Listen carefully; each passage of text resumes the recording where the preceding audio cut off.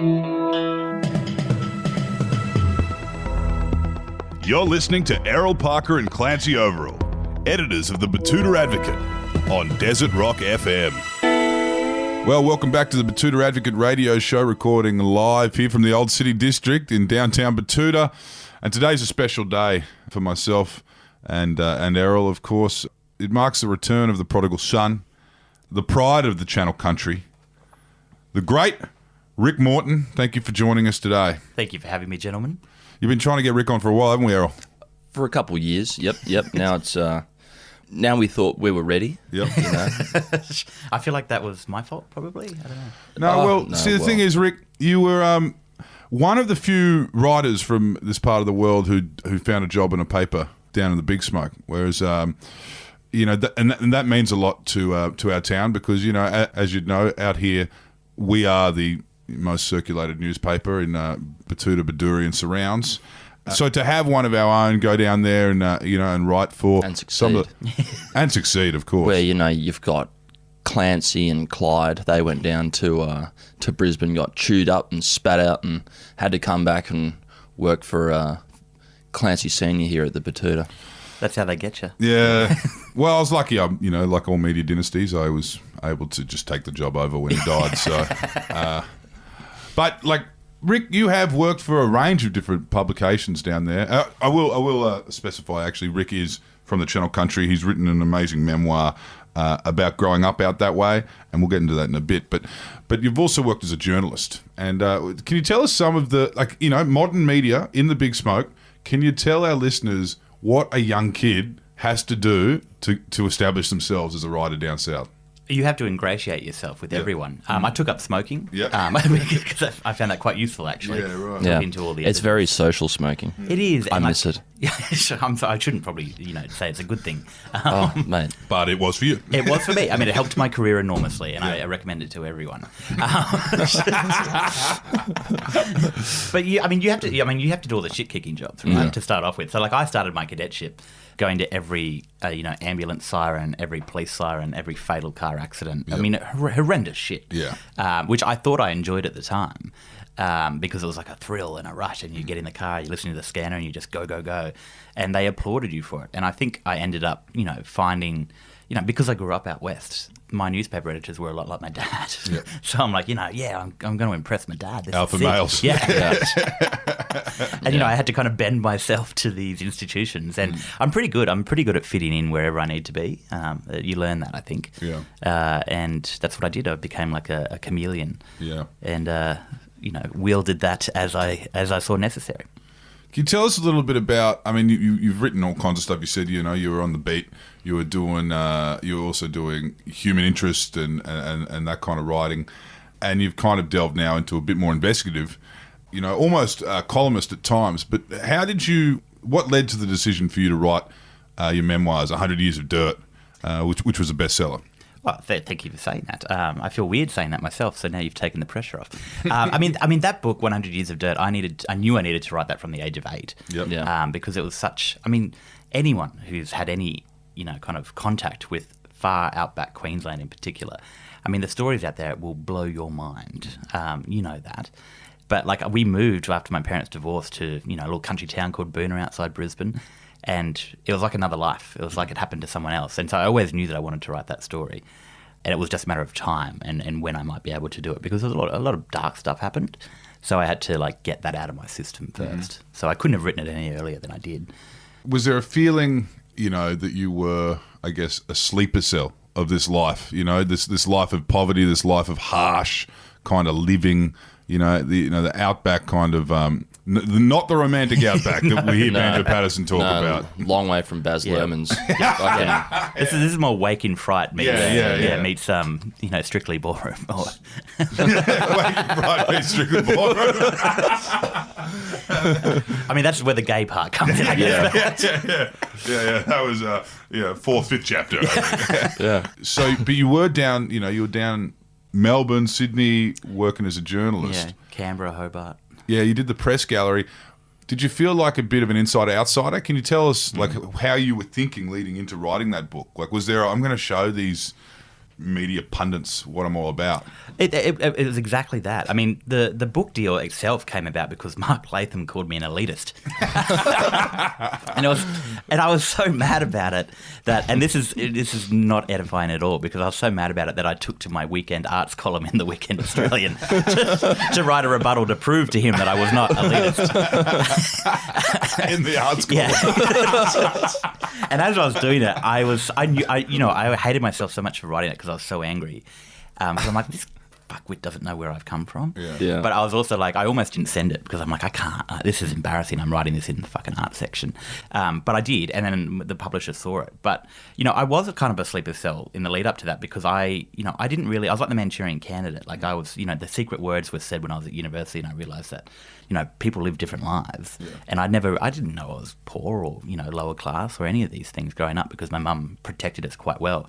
And then, spending enough time at the Australian newspaper where I was for 7 years, really good colleagues, but even some of the great ones just couldn't get the GP co-payment was a big turning point for me when they're like, oh, it's just fucking $7. Yeah. Who cares? And I'm like, well, actually, I've got some things to say about that. Yeah, when you're living on $40 a day. It makes all the difference. Yeah. And I was trying to explain to people about my mum who, not that I think there's any distinction between deserving poor or undeserving poor, but I was trying to explain. I'm like, she didn't even drink, smoke or gamble, so she had no fat to cut. And that $7 was the difference. And the response I got from one bloke was literally not, oh my God, okay, I'm going to reassess. It was, I don't believe you.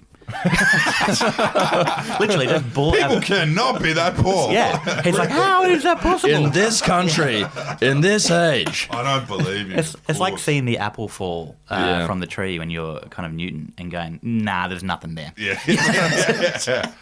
Yeah, I mean, you did write, and you have written about, and it was in your book as well, that, when you were, when after the divorce had taken place and the family had to relocate, and I guess a lot of money stayed on the land, and, there was a moment of public housing there, and there was, all those kind of things that people go to when they enter poverty overnight. One thing that you mentioned, you write about that kind of stuck with me was that how you didn't have the money for the specials. Yes. Which I never got that concept until I was much older, but we couldn't, I feel like this now. I've achieved some security in my life, and I'm buying toothpaste in bulk, because I hate going to the shops to get it every time I run out. Yeah. And as a kid growing up, my mum couldn't take advantage of 2-for-1 specials. Yeah. She couldn't buy fucking bog roll in bulk, which is where you get the real savings, because there wasn't an extra dollar. You just didn't have that, that $7 to save. No, not at all. And poor people, there are studies done on this. Poor people spend more money on everyday items because of that effect than people who have even a moderate amount of money. So it's not even a rich versus poor thing. It's a very poor versus everyone else thing. And there's a whole other conversations about the standard of produce and what is accessible to people, in low socioeconomic areas. They certainly don't have the gorgeous delis with all the fruit lined up out front. In fact, you see the Current Affair do a few stories on that. Here are the woolies with the worst potatoes. But it's a whole thing. And there's like food deserts in Tasmania where, like in the northwest, people on Centrelink can't afford fresh produce and don't get all these nutrients in their diet. And plus you've got the cultural aspect of poverty, which people often overlook, which is that in my very white bread home, and mum's suburban Ipswich girl, never travelled except to Japan when she was 19, didn't like different foods, and so all we had was just like frozen shit. And not blaming her because she was trying to fucking put food on the table, but chops, little chicken schnitzels, veal schnitzels, whatever was cheapest cut, and then almost no fresh stuff. And so I didn't learn for donkey's years how to even cook something basic. And then you ended up on the Gold Coast with at university. Yes. And tell us about some of those learning curves. Yeah. I love hearing you talk about the medium rare steak. There's two types of people who go to Bond. Yes. Yeah. The Scully kids. The scholarship kids. And everyone else. The kids. And the Saudi princess. Yes. Which I thought. So someone had forewarned me. They're like, "Oh, you'll probably meet a prince or two," and I'm like, well, "That's clearly mythology." And then I ended up living with a billionaire heiress to a Greek shipping company, who knew the Onassis family. Yeah. Which was, I mean, I would have had this culture shock at any university in Australia, particularly if I'd gone to University of Queensland where I got accepted to do my degree, but then got this scholarship to Bond. Yeah. And I went to Bond because it came with the cadetship. Yeah. But then I get there, and they only take a few scholar kids every year. That was with the Bulletin. Yes, the Gold Coast cadetship. Bulletin. Yeah, right. And they only take a few scholar kids every year. And I remember, I mean, people were just insanely wealthy. Like, insanely wealthy. Yeah. Like, and it's one of the few places in the world, apart from, all the private schools in Sydney and Brisbane, where the students drive nicer cars than the teachers. And there were, I mean, I became friends with the son of the former leader of the Seychelles, who was overthrown in a coup. Really good friends, Alexander Mancham, lovely man. Virginia Papadakis, the heiress to the Greek shipping company. She, during the time that I knew her, she had to go to Japan to launch a ship that was named after her. So she was studying Japanese for the business, the family business, as you know, but doing not much else. On the Gold Coast. On the Gold Coast. Such a mad life, wouldn't it? It was so strange. And so, I went from literally 0 to 150 kilometres an hour in terms of my acknowledgement of what other lives are like. Yeah. We mentioned it before, the medium rare steak. That's, you took that back home to your hometown, and everyone called you a show pony. Yes. I'm kind of like the people, the Venetians who invented double entry bookkeeping or something. Like, I brought this new discovery that would change the world back to the Morton family, which was, I took my sister and my mum out to lunch. I wasn't even earning good money at this point. I was poor as fuck. And I took them out to the pub lunch and I ordered my steak medium rare, which is the first time in Morton family history that has ever been done. Yeah. Ever. And I'm not, we used to cook our steak darker than, the depth of space. Well, don't want to looking back at you. No, don't want to kick in the guts. And I ordered it at this pub, not even a nice pub, and my sister just looks at me and goes, la-dee-da, rich boy. And I was like, you know it's free, right? This is an option. You can choose anywhere you go. This is one of the few things when we talk about an egalitarian Australia that is true. It's just given to you. It's given to you. You just have to ask. And I know we joke about it, but it underscores a more important point. You have to know about it to ask for it. Yeah. Look, I mean, obviously we used to butcher our own cattle growing up and then ruin it. just like fucking spray paint it with charcoal. Tom sauce. Yep. Ooh, Woosty. Bit of woosty. Oh, yeah. Yeah. And the beast too that you cut off and then you butcher aren't exactly, a prize bull. an Angus. It's a 18-year-old spay cow. In fact, you're doing the cow a favour. Yeah, you open it up and it's already jerky. Me and my brother used to play games. We'd cut the bladder out and just kick it around like a soccer ball. Yeah. And whoever got piss on them first lost. It was always me somehow. Water bomb fights. Yeah. It's just a big old water balloon. Tell us about the transition into becoming... obviously, we've heard about you becoming a journalist, and that all came through the cadetship with Bond, which was a decision, and that just goes to show, University of Queensland, where you were accepted, that could have been put on HEX, and that could have been... Yep. But you think about HEX, a lot of people don't think about HEX, but when you're coming from, where you were coming from, people think about HEX. Do I really want that hanging over my head the rest of my life? And I didn't even know much about debt or how it worked because we just didn't get a chance to get into debt in my family. We just didn't have money. But the scholarship I got to Bond was not a full scholarship, and so it was still $30,000 that I had to pay somehow. Yeah. And only the year that I got accepted, I accepted it before I knew that fee help had only just been introduced for private institutions. Right. So my first year at Bond was the first year that I could use fee help, and I just whacked it all on fee help, which comes with a 20% premium as well. Really? So it's even worse than HEX, I think, in that sense.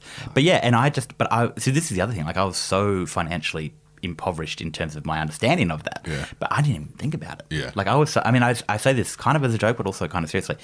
I was so stupid in terms of my understanding of everything about the world back then that had I known what I know now, I don't think I would be here talking to you. I would have done something nice and normal, like law, and gone and got a job that paid me good money, and it would have, nothing else would have entered my mind. But instead, you've chosen a career where you live in and out of poverty for the rest of your life. I Sheryl Sandberg'd precarity. I just lent in. And then obviously you get cadetship with the Bulletin, and then you were in the door, and then you were down south. When you wrote that book, 100 Years of Dirt, How did it feel to then become an author? You've been a journalist. That's a really good question because I still feel weird calling myself an author, whatever that is, an auteur. And I'd never been to a writers' festival, even though I was interested in reading and writing. I'd never been because I didn't feel like I had permission to be there.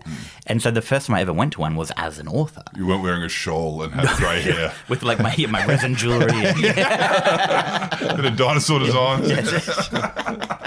And a look saying, well, back in the 1960s, this is what we did. I love them. I love them all. But, they were, and they came to writers' festivals to hear me talk. And I remember saying to my mum, I've got a writers' festival. And she's like, people are coming to listen to you talk. And I said, yes. And she said, why? And I, honestly, and it's not like because no one in my family had ever done a soft job before where you didn't have to use your hands or do something vaguely physical. Like my mum's a teacher's aide and it's like up and down. And it's like properly, it's a job. And I don't want to be one of these guys who's become someone in the arts who doesn't think it's real work because it is, but I don't feel comfortable saying that. Yeah. Like I feel like a traitor, basically. Yeah. And so, it wasn't until I had that first book published that I dared to put author or even writer in any of my online profiles. And I still feel like a bit of a jerk for doing it. It's weird. It's strange. But, the writers are working when you see them on these junkets too. Oh, yeah. That's Mate, public speaking's terrifying for anyone, let alone someone who's just been thrown into this whirlpool. Well, particularly because I was doing the first round of publicity while I was still working at The Australian. Yeah. And then, so if you picture it, I'm at every writers' festival and people love this book. And then every question at the end is always like, why do you work at The Australian? And like at this point, this is part of the reason why I think I blew up my job at The Australian later on at a UTS thing. But like I'd been limbering up for a year telling people the kind of mechanics in my head about how I got by there and why I was still there. But every month I was going, should I still be there? Yeah. It was just very strange. And that's right. Yeah. You were detonated. Were you stitched up? Well, no. People think I was, and I made a joke. So I got invited to do this journalism talk at UTS in May 2019, and I'd just come back from. I'd been diagnosed with complex post-traumatic stress disorder. I'd gone on the election campaign following Scotty Morrison around for a week or 8 days, like every fucking city you can imagine. Should I be swearing? Is that okay? Yeah. Fuck. Yeah. I thought that would be okay. Fucking go for it. And then I'd gone, I got back and I drove back to Canberra from Sydney, had a night in my own bed, drove back to Sydney Writers Festival, back to Canberra, and then back again for this UTS gig. And so I'm fucking shattered. Yeah. And then the kids, it's the middle of an election campaign, and these journalism kids just asked me point blank. They're like, do you think the Australian's coverage has been biased in this election campaign? And there's like a phone on a tripod directly in front of me. And I see it, and I know that, this might get out, but you've just been on the trail. I've just been on the trail, and I'm like, do you know what? I can't lie. Yeah, I can't do that to these poor little innocent kids. I'm moulding minds here. So I went for it. So what was it like when you came into work the next morning? Mate. Like you just kind of woke up and you were like, well, Well, so funnily enough, I was in Sydney. So I was working at Apartment House at the time for work, but I went into the Sydney head office the Thursday after. Yeah. I think it was a Thursday. And then I went about my day, but I had to drive back to Canberra that afternoon. So I left at about 5 p.m. And I just got back into the Parliament House office. Maybe I left at like 3 because I got back in there at like 6 or something like that. And I got a call from the managing editor, who's a lovely woman, or who was it? She's not the managing editor anymore. And she's just like, Rick, we need to talk. This is serious. And it's like, you need to come back to Sydney immediately. I'm like, I just got back to Canberra. And then I said, no. I'm tuckered out. Yeah. I'm like, I'm not. No, that would be dangerous for a start. Not that I made that ambit claim. I was just like, I'm not doing it. So that started a week of really weird, tense discussions that were delayed until I went back to the Sydney office to have these serious HR meetings. Really? Of which I cannot disclose much more. Yeah. You said enough in that UTS seminar. One of my colleagues said to me, he's like, mate, because normally what they try to do is get you to sign a non-disclosure agreement. Yeah. And one of my colleagues said to me, he's like, mate, you're one of the rare employees who's done it the other way around. He's like, you said what you needed to say. He's like, sign whatever they want. It's all on the public record. And then, obviously, we get through that election where Morrison wins. Yeah. Did anyone else see that coming? I didn't. Yeah. No, it was funny how we called him the Night Watchman We called him the Night for Watchman. fucking months, and then the day that he won, someone in his team, it definitely wasn't him, fucking emailed us like 2:30 in the morning and said, "Who's the fucking night watchman now?" Fuck. Oh, I bet I know who that was too. Was it Andrew Carswell? Well, no, it just came off his office email. Oh, what? I was like, "There's no way." The contents of this email, I don't know. Yeah. It's like 8 words, and then like the footer's like 6,000 words. That's our vaccination rollout agreement in that. Yeah. Open this email if you agree. And then, so that all happens, and then you start delving into the NDIS, which I want to talk about a bit later. But in all of this, COVID-19 hits, bushfires into COVID-19, and then you are stuck at home, and you've got another book in you. Yeah. Okay. Yeah. And I've got to get it out. Yeah. Somehow. Yeah. My Year of Living Vulnerably is your new book. Doing the rounds, looks like it's going to do as well as Dirt. I'm very happy with the response so far. Like it was, a bit of Great reviews. Well, great reviews, and people are buying it, which is what I was terrified of. Yeah. Because, not that I'm a singer or songwriter, but second album blues kind of thing. Yeah, that's what it felt like. Yeah. Now this is the bounce back, and tell us a little bit about this one, because you've done your memoirs. Yeah. We know your story up until the glitter strip. It's very embarrassing calling them memoirs, isn't it? I always, with the first book, I kept telling people it's a family memoir. I wanted to tell the story of the Morton family. And then people were like, oh, is this book now? Is this a sequel? I'm like, a sequel like 3 years after the first one? Like, what do you think I did? Like, what do you think I did in that time? I can tell you what I did. Nothing. I did nothing. No, I mean, like Fair this. Well, I did do a few meetings with HR. And I signed a contract, which means I can't write that book. Yeah. I think that's what they were worried about. They thought I was going to be writing a tell-all. And I'm like, what the fuck would I tell? Like, I've got great stories and great anecdotes. Newsflash. Yeah. News Corps. I'm just waiting for them to cease being as a business, and then I can tell some stuff. Yeah. They'll move into action films, and then you can be like, well, when they were into news. I mean, they were into swift action in that time as well. But well, I wanted to write a book. I mean, I've always been interested in this kind of general idea of what it's like to live in the world and what makes life worth living. The things philosophers have been talking about for a really, really long time. And I felt like weird thinking that I might stray into that territory. But because of the diagnosis of complex PTSD that I got in May 2019, after my first book, it's defined by like an emotional abuse or a lack of love. And so I wanted to write a series of kind of like, essays, I guess you would call them, which I feel weird calling them that as well, about the various ways in which you might, reconsider love in the world. And not a romantic love, but like beauty and grace and forgiveness and care. Yeah. And care in, however it applies in your life, in your, to yourself, like being kind to yourself. Like I had to do a lot of work on my brain, which is a bit of a dick, to try and to get it to do the right thing by me. Yeah. But also, forgiving that 7-year-old boy, my earlier version of myself who endured all of this horrific stuff after my brother had been burned. And so I just wanted to write like this kind of intersection of nerdy things about life, science, philosophy, bit of personal essay, bit of reporting, and just do some weird shit. and it's kind of plays in a little bit to, your previous book.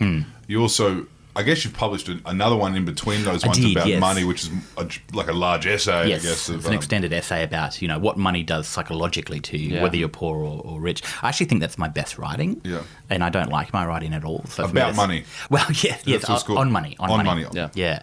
And on money. We'll edit that one out, Blake. You leave it in. I like the grittiness. I'm about money. It's like Hugh Grant stars in About Money. Do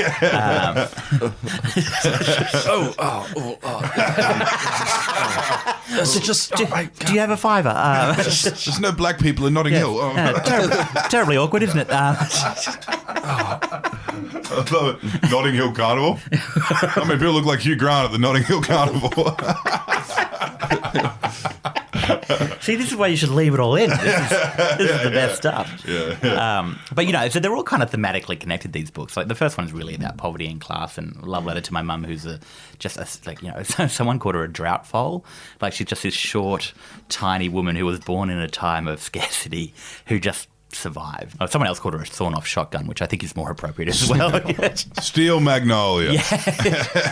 She's diminutive but powerful as hell. And then, money was the kind of like I'd been thinking about now that I'd come into some money as an adult.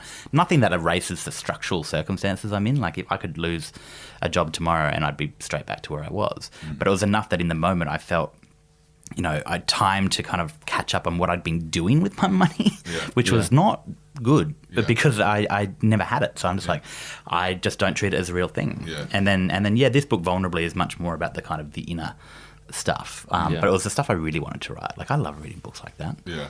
And mostly, and I'm not saying I achieved this, but I read other books to underline good writing. Yeah. To find those amazing sentences that just pull you in. And so I was writing a book where I hoped I could do that.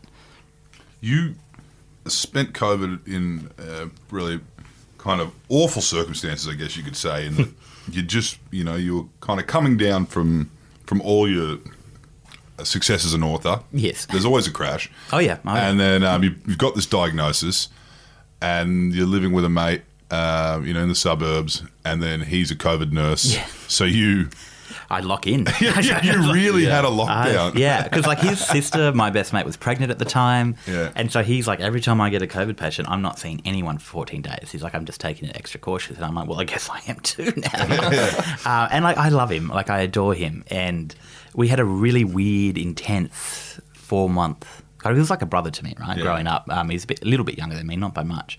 And I've known him since he was 16. And we just had a very intense lock-in, and it was so strange. But it was also weird because, you had all these, when he did have COVID patients, we couldn't hug each other. Yeah. And that was the one thing that I had that others who lived alone didn't. Was I can get hugs still. I fucking love hugs. Yeah. And then couldn't, and it was just, so strange. And also, nurses can party. I've never met people more willing to wreck their bodies. Yeah. And can back up, too. They absolutely back up. And just imagine being hungover at work as a nurse. Right? I mean, just on your feet for 17 hours, just walking around. Particularly when you have to wear all that equipment now. Having to lift things and turn people over in their ICU beds. He was in ICU. And I didn't write a single word for 4 months. I had this book deal that I was meant to deliver in March last year, and I didn't write a thing. Because you're partying. That just reminds me of the nurses in Alice Springs. They're probably listening to this, but they took us out after the Turf Club last weekend. Northern Territory Cattlemen's Association, had a great time. Went out with the nurses, and I think they really they left us shell shocked. There was a lot of Shania. We got out of there as quick as we could on that little Qantas link. Those planes have never flown so fast. A bit of fun. Praying for a tailwind. You lost touch, and that's an interesting thing you write about, particularly in an era where we're talking about boundaries. Right. You've got you tackled the idea of touch and how important it is for people. Well, it's the first thing that you sense when you're in the womb, and it's I didn't know this until I started researching it, but it always appealed to me as a notion because I thought that was the thing I think that sent me mad in my 20s, that I had shut everyone out and refused to touch even my best friends, and I became this kind of zombie who wasn't allowed to be near people, self-inflicted. And then I started doing all this research about the Romanian orphanages. Nicolae Ceausescu, the dictator, made all these women have all these babies for the country, but then made them work, so they had to put the babies into institutions. And the severe lack of touch in those environments didn't just have mental effects, it had physical effects. They were shorter, they didn't grow, they had gastrointestinal problems. And they were fed, and they were fed a nutritionally balanced diet, so it wasn't something you could attribute to food or other versions of nourishment. It was all down to this: they weren't cared for in a nurturing physical environment. They were lucky to be held for about 2 minutes every day because there just weren't enough staff. And the Harvard research, I mean, no one knew about this until 1989, 1990, and the Harvard researchers went in there, and they've been there ever since, basically studying what happens. It's the world's longest running experiment in real life on this kind of deprivation. And there were some babies, the head of the research said there were some babies that couldn't smile, and never did. Really? They never had? Never had. And they kind of, and the babies know this, and Jess Hill writes about this in her own book, See What You Made Me Do, about babies who are in domestic violence situations where they learn that it's haunting because they don't cry. Yeah. they learn that if you make noise or whatnot, then other things start becoming stressful. So they just sit there. Yeah. And that's kind of what you do when you exercise love in all its different forms and touch. And I'd done that in my 20s, and it was maddening. Yeah. Maddening. Right. That kind of all plays into the stuff you're writing on the NDIS. And into the you know, obviously there's the conversations of money that you've written about, and class you've written about, but also you know, this idea of love and care and touch, and how that all plays into the end. Can you tell us what's going on there? There looks like there's something big happening. No one can really explain what's happening to the NDIS. As John Mulaney would say, something hinky's going on. Yeah. So look, I mean, the coalition has always been very nervy about the NDIS as a ideological proposition, because it's as it's legislated, it's uncapped. It's meant to provide whatever support people need based on their needs. So if you need something, you get it. They've never quite liked it, but they've never really had a lot of power to change it, because they need the agreement of all the states and territories, until we get this one case which the NDIS loses in a tribunal and then the federal court, which a woman with really complex disabilities and chronic health problems who cannot achieve sexual release on her own wins a case to get a sex therapist or a sex worker once a month. If one person wins one case, the NDIS blows its lid. Stuart Robert, who's the minister, evangelical Christian, I'm sure I don't need to tell you boys that, furious. Yeah. Furious. And it becomes the perfect Trojan horse, because he gets on radio and says prostitutes a million times. And it's an easy sell for people in the community to be like, well, why are the taxpayers paying for this? But this woman, I mean, it's a human right when you think about it. And it's not like everyone was getting sex workers funded. But what he's done now has, you know, internally, and we've got leaked copies of this legislation, redrafted the entire rules for the NDIS that give him unilateral power to ban whatever he wants. Right. He's no longer the minister, but it gives the federal government minister, the Commonwealth minister, they can write a rule which only has to get through the Senate to completely change the, you know, what the scheme will not do. And the states and territories who fund half of it have no say. If this passes the parliament, that's the future. All right, so this hasn't passed yet. This is what they want to do. So do you reckon that cabinet reshuffle was probably a good thing for the NDIS? It's the best hope they've got. Obviously I talked to a lot of disability advocates, and Linda Reynolds is an interesting character in and of herself. She's a bit of a tough nut, but obviously has a reputation to rehabilitate after her handling of the Brittany Higgins alleged rape. And I know for a fact that she's already been in touch with key disability advocates, and I know that this would be an easy win for her to be like, do you know what? I wasn't the minister when this stuff happened. Yeah. Because frankly, whatever your views on the NDIS, and there is a strong view that in elements it does need to be reformed, and I think that's true, but not the way they're doing it. Because what they're talking about consistency, right? Because some people have been getting really big plans and some people get almost nothing with the same similar circumstances.